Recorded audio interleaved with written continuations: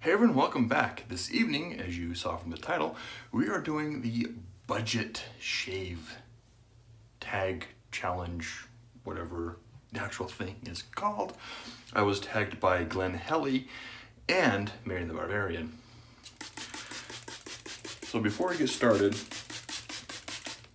if you've seen the thumbnail, I am using, let me get this right here, Colonel Conk Amber. That's in here. I already have this whipped up in a bowl. I am using the very first travel bowl, or very first shave bowl I ever used. I got this at Maggart's in Illinois a while back. And the bowl itself was like $3, $2, something like that. It was super cheap. And then there's like 5 pennies glued on the bottom here. Colonel Conk is like $2.30. Something like that. Ridiculously cheap. Maybe it's $3.50. It's under $4. The brush I'm using is the Omega synthetic boar, and the razor is the Schick Type G injector that I bought a couple of years ago now for $10. So what's that? See, the razor was 10, the bowl was, what you say, 3, it's 13, the brush is 12, so that's 25. Yeah, we're under $30 for this shave. Now what I did with this is, while I did my face shave off camera, I had the puck soaking while I was shaving my face. And then when I was done with that, I just took the brush here and dipped it in the water to kind of get the brush wet, and then just started loading. And then I held it over the bowl. So all the drippings and everything went into the bowl so I could bowl lather. Because with conch, I've tried cutting it off and placing it in a bowl and bowl lathering that way. Didn't work too well for me. So one thing I should mention is there are 2 pucks of conch in that container. So, but still, I had to, or I owned 2 of the same scented puck. So I figured, why not put them in both in there.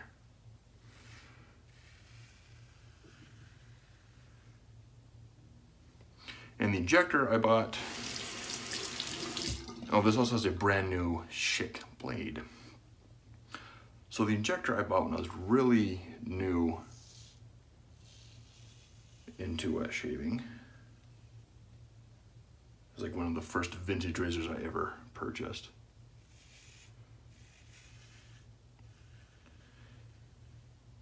And even then, I was like, man, there's not a lot of blade feel on this. I'm not gonna want a blade feel. Because it had the Rockwell 6C. That I've since piffed. And it's more and more blade feel. I was using plate 6, so I didn't use this a whole lot when I first started. Kind of in my mind, back then, the fallacy of blade feel equals better shave was living strong in my head. So I didn't really pay enough attention to the Schick injector. But it is a fantastic razor. You get really good shaves out of it. I know DK loves the injectors. And you can see conch is holding up really well.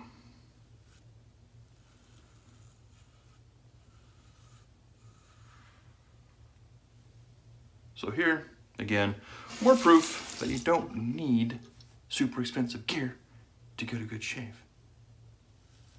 If you want super expensive gear, if you can afford the super expensive gear, or even if you can afford it and enjoy the super expensive gear, that's fine. Do it. Have fun. Now, do I think that the super expensive gear is going to get me a better shave than something like Colonel Conk? No. Post shave feel will be better, absolutely. But lather, I mean, that passes the Ewan test. As you can see, it's kind of running off my face. This was just as smooth as if I were to use the leaf or anything else on my head.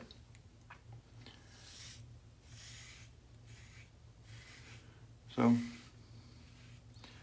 a $10 razor, $3.50 or so soap. It's glycerin. A lot of people will poo-poo on because it's glycerin. Good stuff. And I was totally enabled to buy the soap from CDB because of his videos on it.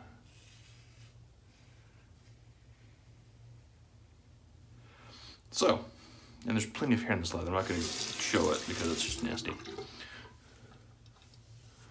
So anyway, enough about the soap and the gear. It's budget friendly.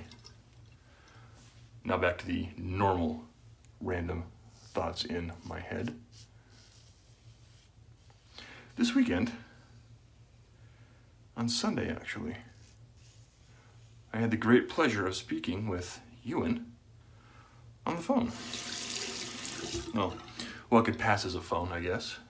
Facebook Messenger. So I am getting ready to hit a milestone birthday this year. Well, this week, actually. And I was talking to CDB, Marion, because I know they both had this brand before. I'm contemplating kind of spoiling myself a little bit and getting some Martin de Condré. The Fougère specifically. And I know they used Martin de Condré in the past, so I was asking those guys what they thought. Should I get some Martin de Condré? Or should I do what I normally would do and get multiple soaps? That way I can enjoy different scents and everything else. And both of them replied that if I can get the MDC now, get it. Because, well, the soap itself is not the best performing soap out there, which I've heard from numerous people. But the scents are absolutely killer. So basically you get Martin de Condré for the, and it's a, I'm not saying it's not a good soap, but you get MDC. There's a bloop right in my fresh connoisseur. Well, my connoisseur I used in my face shave tonight. But anyway, you get MDC for the scents, and it's a good soap. It will work. I mean, anything works. Look at the conch. I got a bloop and it landed on my microfiber container here where I have my CJB sitting. Just use that on my head or my face. And there goes another bloop. Just thinking now they're everywhere. Suds are flying. Anyway, so everyone was saying MDC, it's a good soap. It's not the best out there. But, and even CDB mentioned that his cost analysis chart is broken with MDC because the soap is so hard and it will last so long that really the price per ounce doesn't really equate. For the value, what you get in the soap, how long it lasts, that's kind of what you have to look at. So I was like, okay, still undecided. So on Sunday, I messaged Ewan. He just happened to be online. I was like, hey, what are your thoughts on, what's your favorite MDC scent? And he said, well, I only have one. I have the vetiver, and it's amazing. I said, okay, well, I'm thinking about getting some MDC. But specifically the Fougère. I love Fougères. So if I'm going to spoil myself, it's going to be with the Fougère. And then I asked him what his favorite soap was. And that led to the phone call. So we had a good chat on the phone about soaps and just things in general. About work, because he normally travels for work as well, as do I. Although he does international travel, mine's just domestic here in the United States. He's all over Europe. Occasionally like Canada and New York. Or occasionally the US, but he said he hasn't been in the US in like 10 years. So we had a really good chat. And he was mentioning that, what is this? Oh, work stuff coming in. Yeah. Okay. But yeah, so we had a good chat with Ewan. Talked about soaps and just gear and travel. Kind of what he can get in Sweden as far as artisanal soaps that are not Swedish.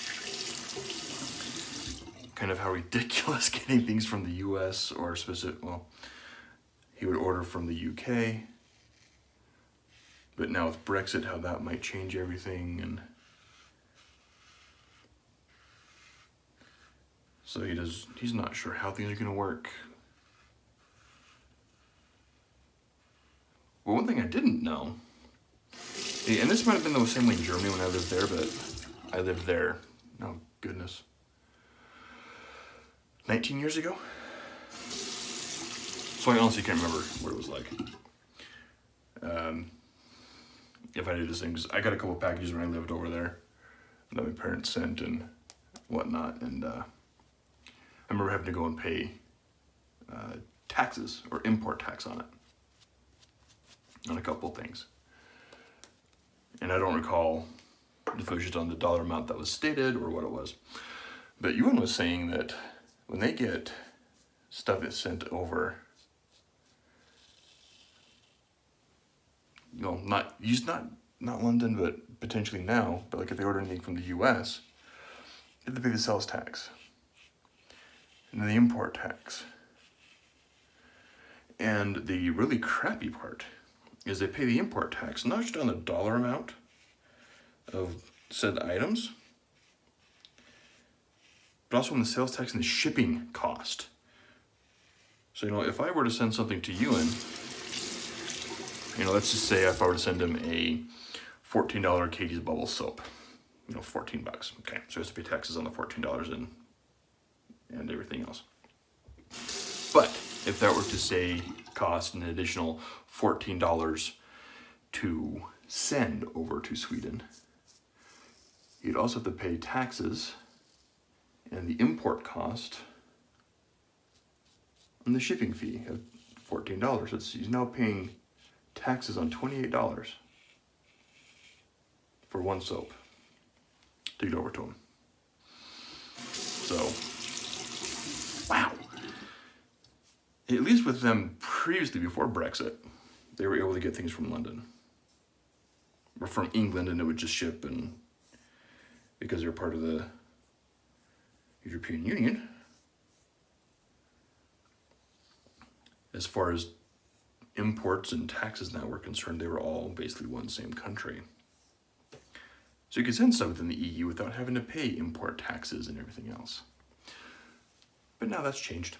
So hopefully Ewan and the Swedish gentleman can still continue to get things that are imported and not have to pay an arm and a leg in taxes. All right, this was a really enjoyable shave. There are parts I have missed because I have not used an injector on my head for a little bit. The last injector I used was the Parker adjustable that I used on my face. I think before I used the Leaf, one of my last shaves, I think I used the Feather SS Commissary. Or maybe the CJB. Here's one of them, can't remember which one. But that was a great shave. So, that is the tag. I was wanting to tag people at the beginning of this because I'm now 15 minutes in and haven't tagged anyone. So I am tagging speaking of Ewan, I'm tagging Ewan, Shaving Butcher. I'm also going to tag Dave Card, Matti Lindholm, and Frank Stromberg. Why not? Dave Card and Swedish 3. Why not, guys? Also, David Gonzalez, Soy Sharp Dave. Let's see who else. Charles Bullock over at Craving Shaving, because I haven't tagged Charles in a video for a very long time. So gentlemen, you are tagged. I will put links to their channel below, links to the products I used, minus a razor, in the description below as well. So everyone, thank you again for tuning in. The conch was very slick, got a really nice shave with that. I'm going to go apply my witch hazel and some Moon Soap's unscented balm, and I'll catch you all in the next video. Y'all have a good one.